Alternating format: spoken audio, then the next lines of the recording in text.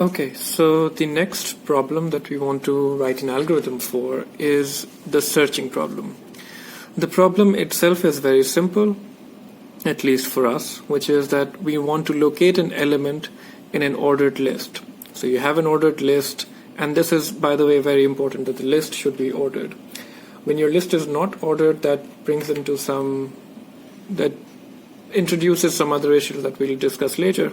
But right now we're assuming that our list is sorted. So if it's numbers, they're written from in ascending order or descending order. And if it's alphabets, then they're, let's suppose, written in alphabetic order. You can, of course, have other ordered lists as well. But let's just limit ourselves to these two examples for now. So we have a list of n elements, let's say a1 to an. And I want to find a specific element, let's suppose x. For example, I want to find 5 in this following list. So I start from the first element, I see if it's equals to this element, then I say I found my element, otherwise I keep moving on. And so we see that it's easy, this is the element that I'm looking for. Similarly, if I'm looking for E in this list, I start from the first element, keep checking the elements until I find the required element. But of course, that's again not the problem. The problem is not to solve this problem. The problem is how do we teach a machine to perform the same task that we just did? How do we make a machine start from the first element, check the first element, and then go ahead and perform the same task basically that we want it to do, right? And so here's the second algorithm that we want to look at. This algorithm is linear search. It's supposed to do exactly what we did right now. That is, you start from the first element, you set I equals to 1, and then you start a loop, a while loop. And you say until I reach the end of the list, that is until my I is less than or equals to n, and x is not equals to a, that is, I haven't found the element.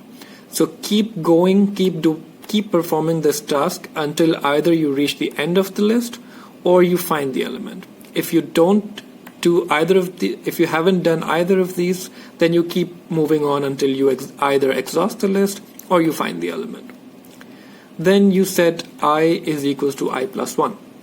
And so this while loop is either going to break down on the last element if it doesn't find the element, if it doesn't find x in the list, or if it's going to stop when it finds the element. So when, for example, if we find the element, let's suppose 5 in the list, then this loop is going to end and I'm going to break out to the next element. Once I've broken out of the list, once I've completed performing my task, if my I is less than or equals to n, then my location of the element that I was looking for is equals to I. That is, if my I is still less than the number of elements, then I found my element. Otherwise, I will set the location equals to 0. So the idea is that the input is going to be the number that I'm looking for, and the output is going to be the location in the list where I found my number. So that's important to remember. And once I've performed all of these tasks, I just return location. And so the idea is when I wouldn't have found the element, I will return, my output would be 0. But if I have found the element between 1 to n, then my location variable will be pointing to the index of the element in the list. So as an example, let's just perform this algorithm on the list that we have over here. And this is an easy exercise, but I want to do this exercise because I want you to perform the next algorithm on your own. So let's suppose I'm the computer and I'm following these instructions. I equals to 1. I set I equals 1 somewhere in my memory. And then I go into this loop and I check while I is less than or equals to n. What's n? How many number of elements do I have? 4, 5, 6, 7, 8, 9. So my n is equals to 9. And now my I is obviously less than or equals to n.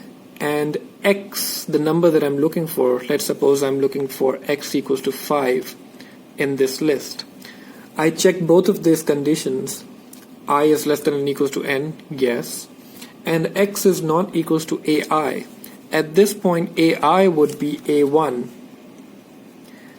and I know that AI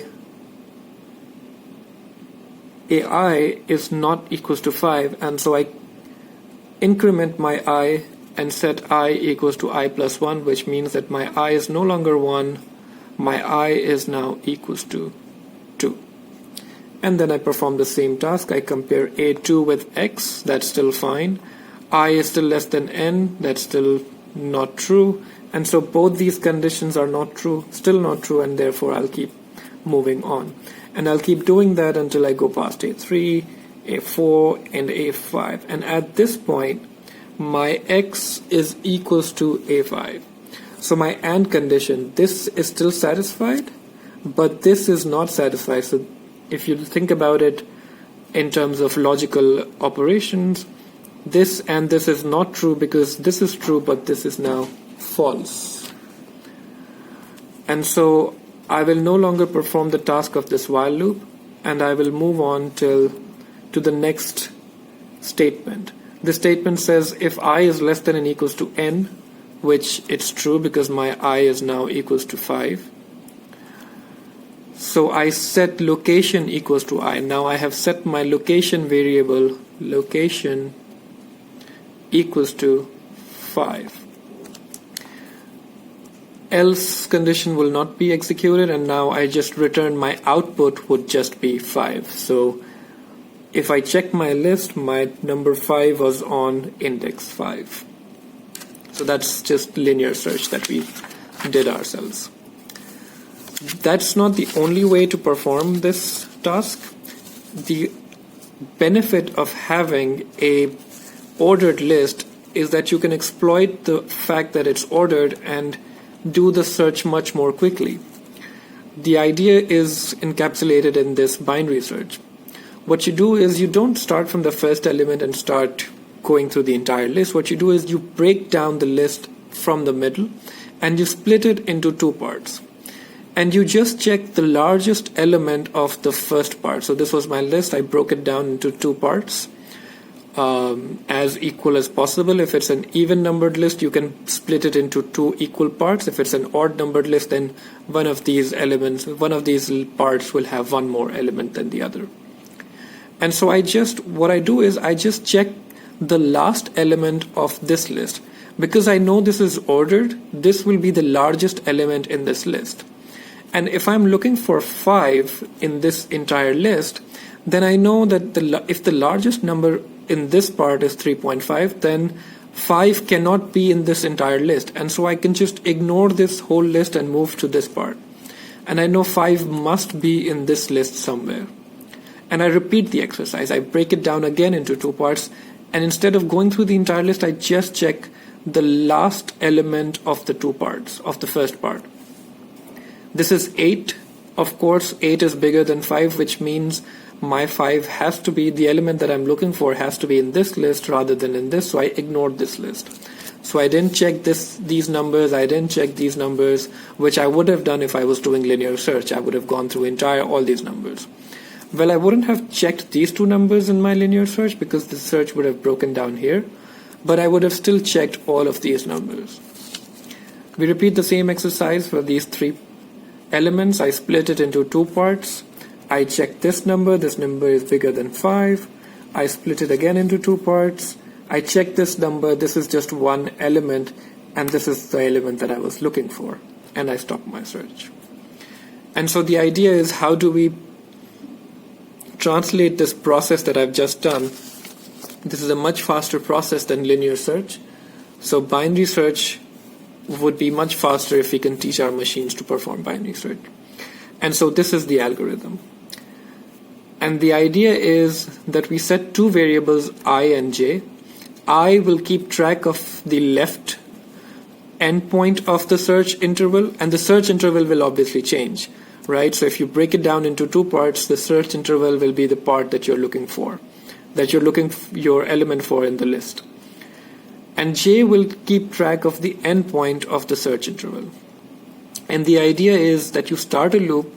The loop keeps tracks of whether I is less than j, that is, whether you have more than one element in your list.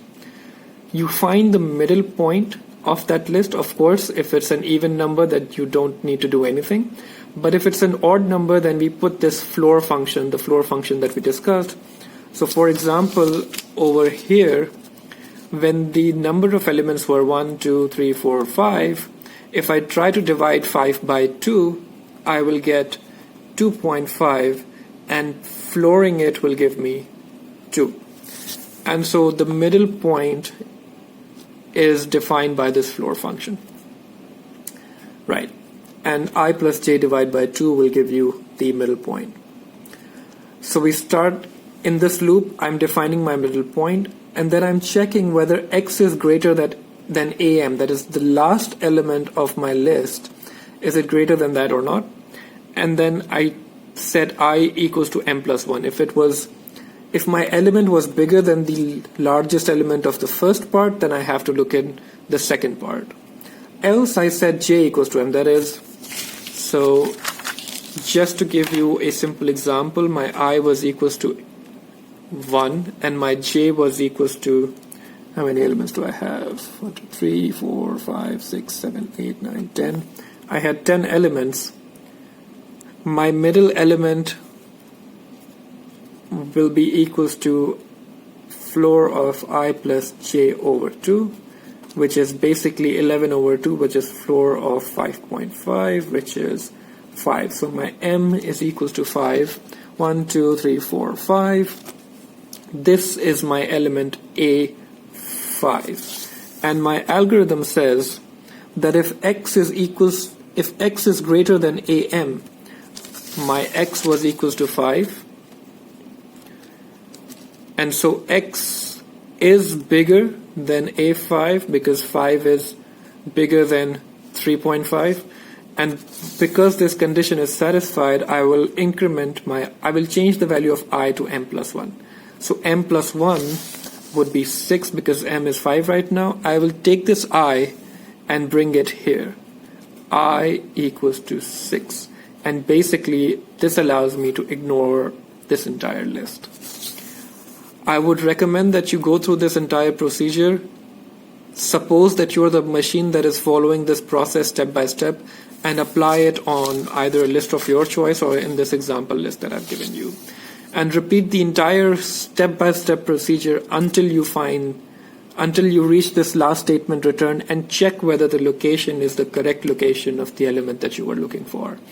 Try it out for try for x equals 5, try for x equals 9, try for x equals perhaps 4. 4 is not in the list. In the list that I've given you, 4 doesn't exist. So what happens when I give it an x that doesn't exist in the list? And I would recommend that you do that exercise in your head or on paper, whichever is feasible for you.